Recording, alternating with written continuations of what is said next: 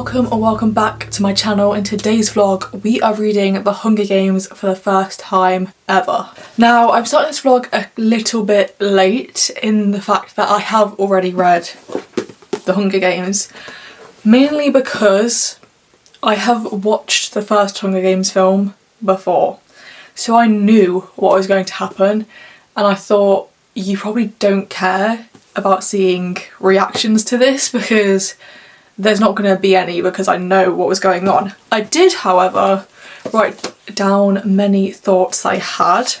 I'm currently making my way through Catching Fire. I started this last night, as you will have seen, and I'm on chapter 5, and I'm very, very excited for this one. I have seen people say that this is the best slash their favourite one. This is so evidently the blueprint of all the plagiarised like fantasy books that have come out recently. The one that I can think of is Powerless because I have unfortunately read that, so I can really pinpoint more similarities slash complete plagiarism. It is almost unfathomable that there is such celebration and positivity surrounding books like Powerless that are just complete rip-offs of books like The Hunger Games and Red Queen as well for Powerless.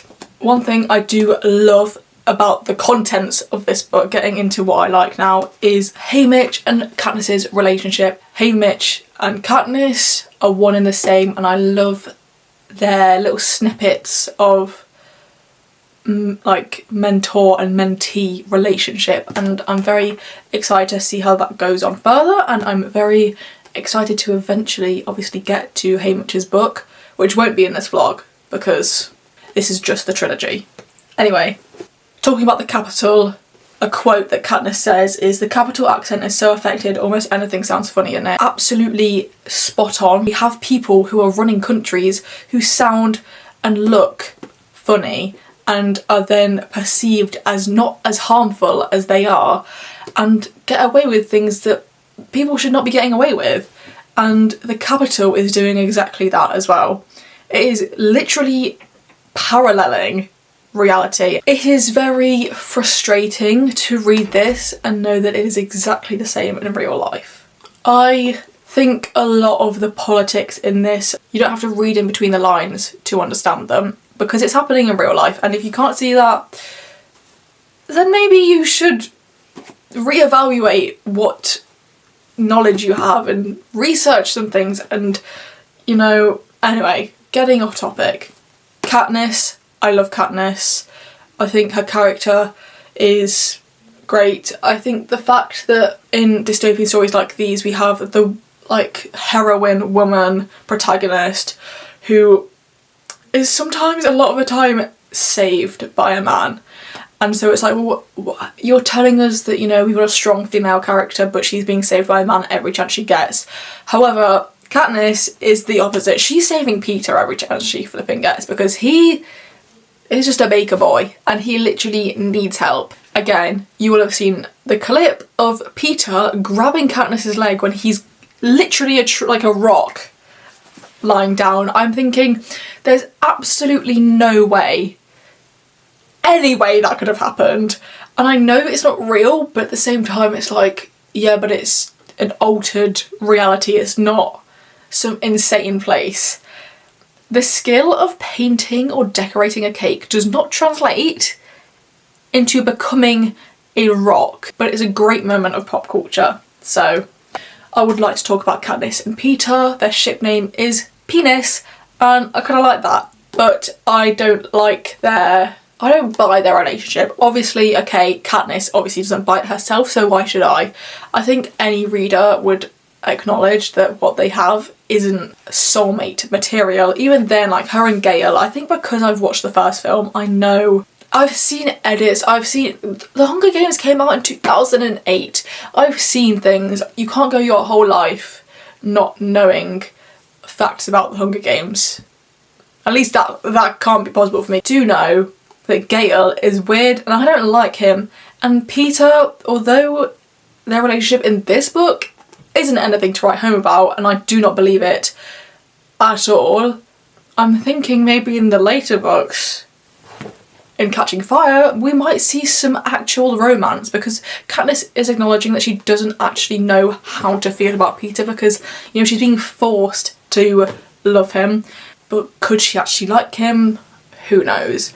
Also, love these covers. Can't wait for Sunrise on the Reaping to come out in it. So yes, I am on chapter 5 of Catching Fire.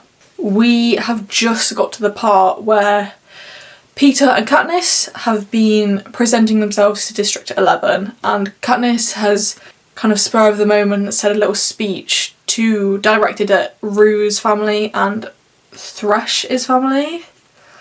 And then a man raises his 3 fingers. Moments later, he is shot. That is not seen on TV because Haymitch and Effie are like, what happened after that? It cut off. Well, he got shot and executed. The censoring in this, it is just eerie how real these books are. It isn't as much as media coverage or technological advances, so already there is some aspect of censorship only because of the lack of advancement technologically. But now we are seeing complete censorship in, you know, news stories of things that are happening, but it's in such a way that it is just blatant lies, and the fact that people are just reading or watching the news, seeing what is told to them and believing it completely is quite terrifying. And that is what's happening in the Hunger Games in Catching Fire, because the coverage cut off before they shot and executed a man in District 11, and you think, well, if they can do that in a book, imagine what they can do in real life.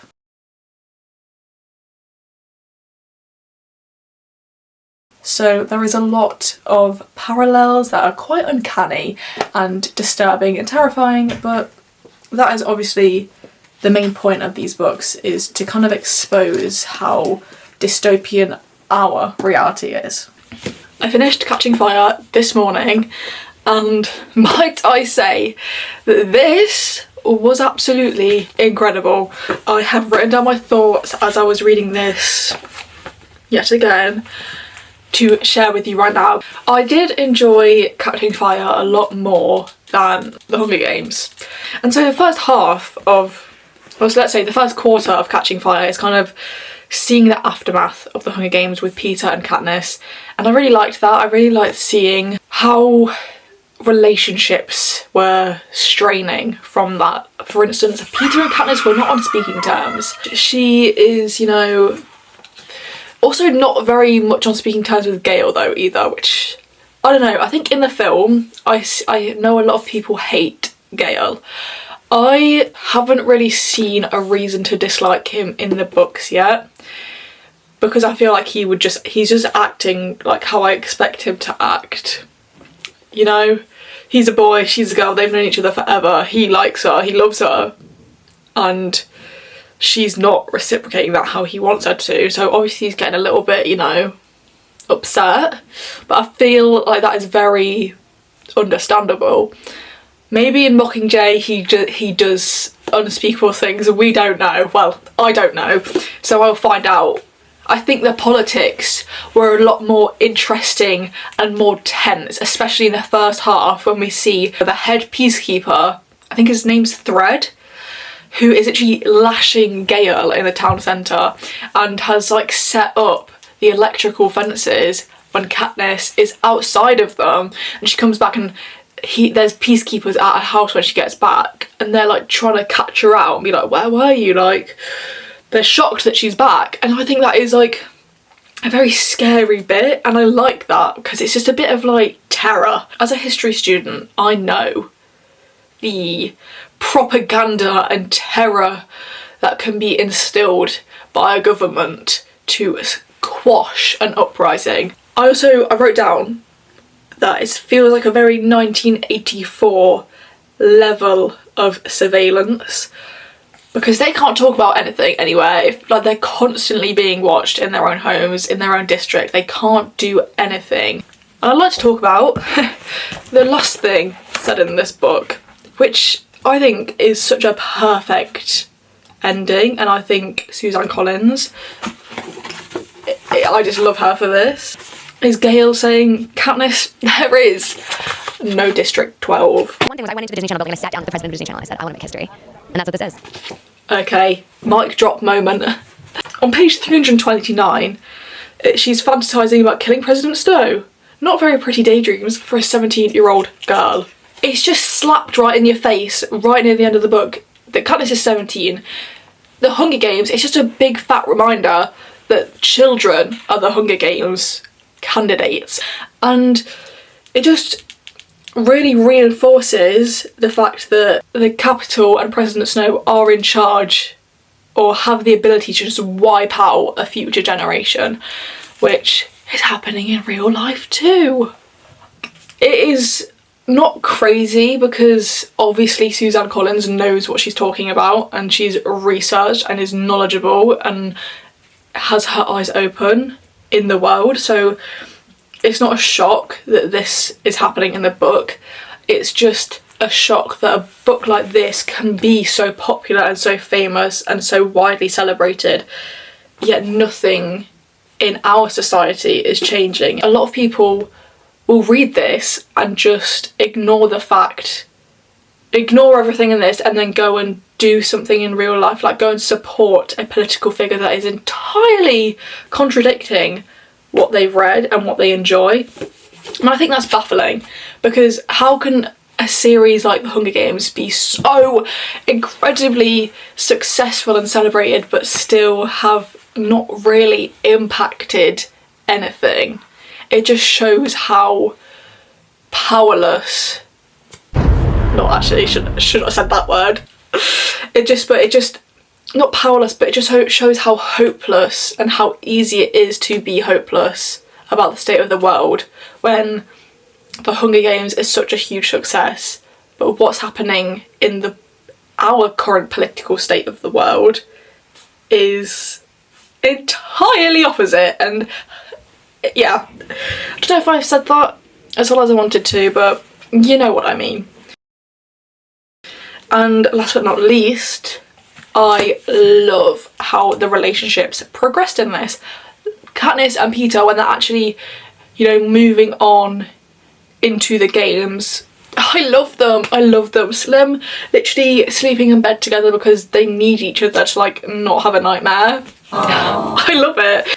But yeah, that is my update for Catching Fire, and I'm going to be starting Mockingjay probably today.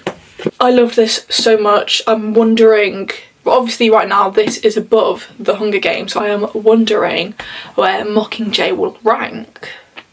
Could it be number 1? Or could it be worse than the first one? Who knows? We'll find out soon.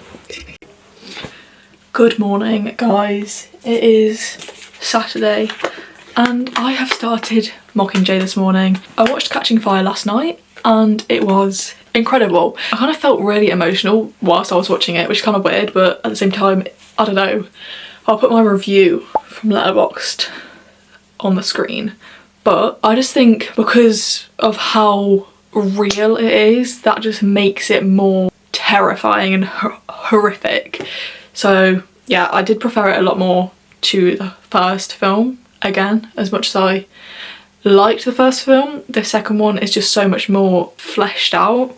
So obviously there's Plutarch from the last book, who was the head game maker, but in District 13 we also have Coin, who is I think she is like the president of District 13. I'm very suspicious of Plutarch, let me just say that, because obviously he is a game maker, he is smart. The whole reason Katniss was able to be in this position as the Mockingjay and this figure of rebellion is because he got her out. We learn that District 13 had a smallpox outbreak, so the population of District 13 have like lost their fertility. It's just very intriguing because when I read that I thought, okay, so they're bringing in District 12, they're bringing in Katniss. It feels like they're finding ways to kill them off, essentially, like a long drawn out way. And I just think, well, if Plutarch's a game maker, he can certainly, you know, fabricate a disease outbreak to essentially kill off a population. I don't know. I'm just saying. It is a bit suspicious, and I don't know if I should be suspicious, but that's how I'm feeling right now. I obviously know that a lot of people don't like Gale. I'm kind of starting to understand that now, because he's trying to contradict Katniss every chance he gets, and it just feels like he couldn't understand what Katniss had gone through, but now he's seen what's happened and he's still trying, like not trying at all to understand where she's coming from. She has literally been through the depths of hell and come out alive, and he is kind of ignoring that. Like when she asked for Peter's safety and immunity, he was like kind of annoyed, and it's like, well, what right do you have to be judging that choice? Anyway, I'm intrigued to see what happens next, but I thought I'd give you a little update. But I am very intrigued for how this is going to all play out.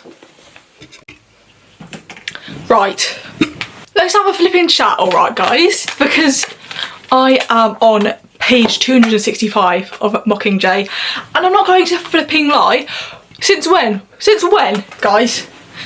Since when did we start lying to each other? Because why you telling me that it's alright to like Gale and it's actually alright? Oh no, it's not. He's an absolute flipping rat. I don't like him. I don't like him. And it just reminds me of how much of what the reason why I don't like men is because of people like Gale. I've had enough of him, and he needs to just shut himself down, to be honest. Because actually, who does he think he is? Just need to get off my chest. Because why does he love violence and bombing people? At first, you know, I was like, okay, it's fine, like he's just going through some stuff. That's understandable. Obviously not the bombing part, but I mean like in the way he was talking to Katniss. And then he just blatantly started getting angry at her. And hold on right there. I took a picture of a page that royally angered me.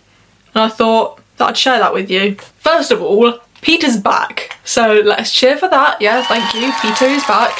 He's a bit mad though. That's expected because the Capitol has been torturing him. So Katniss says, what do you think? Gale says something selfish. She says that you don't have to be jealous of him anymore because he doesn't flipping like Katniss anymore because he's brainwashed, hijacked, and he says, no, just the opposite. I thought, I'll never compete with that. No matter how much pain I'm in, I don't stand a chance if he doesn't get better. You'll never be able to let him go. You'll always feel wrong about being with me. Oh, have a laugh. Absolutely have a laugh. Who do you think you are, playing the victim when Peter is literally the victim? I just cannot stand the man. He's a wrong 'un. I don't know why you guys are telling me, like, Emily, like, it's fine, you can like him if you want. No, don't know why you lied to me like that, because I just don't like him. And I hope you're going to accept that, to be honest. I have seen, right, so obviously this came out years ago, so I have seen a clip from the film when Peter is like hitting his head with a gun, like not hitting it, but he's like tapping it. And I'm just flipping, guys, I know what I was saying, I think Haymitch was my favourite character. Peter is up there. He is trying his best, but at the same time, I understand Katniss on a different level.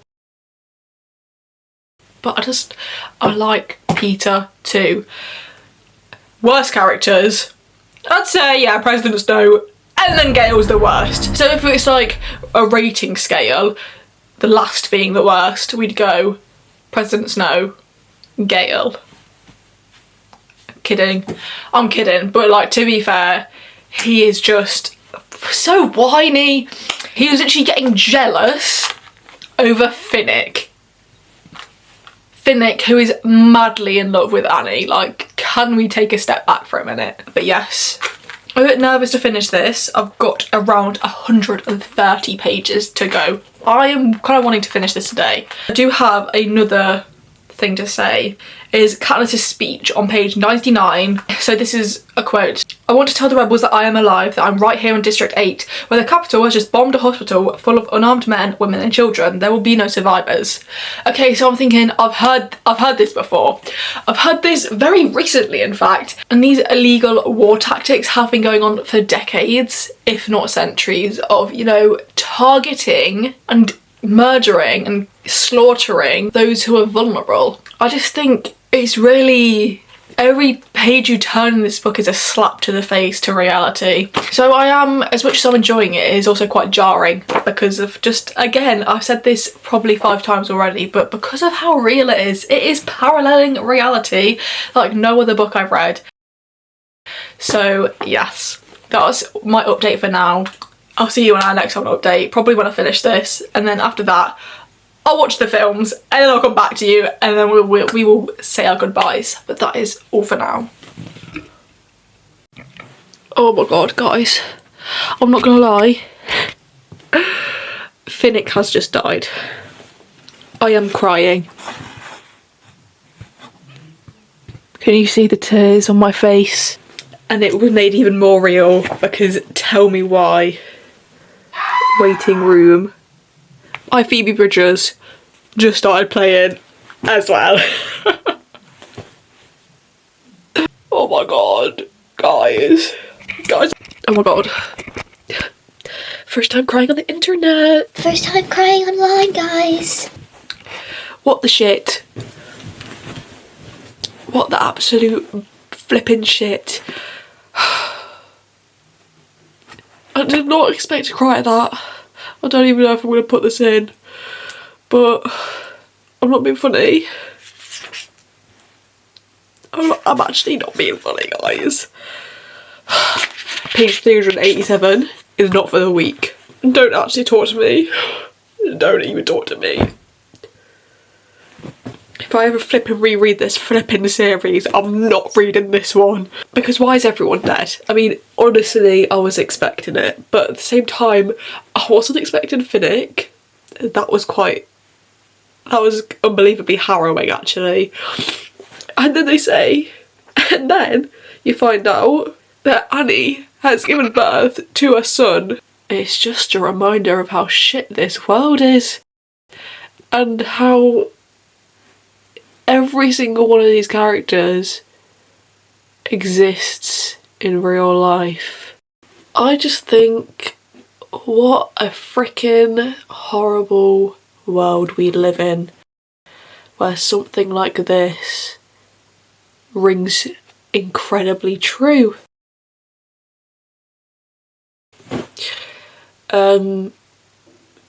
Shouldn't think about it too much because I will cry more. I'm not in the mood to have a blocked nose, to be honest. Because also I feel like Prim dying was so incredibly unnecessary. Literally what President Snow said. So unnecessary. Guys, I'm just gonna stop talking. I'm in quite a state of disarray right now. So I'll see you when I see you, I guess, but yeah. I'll see you.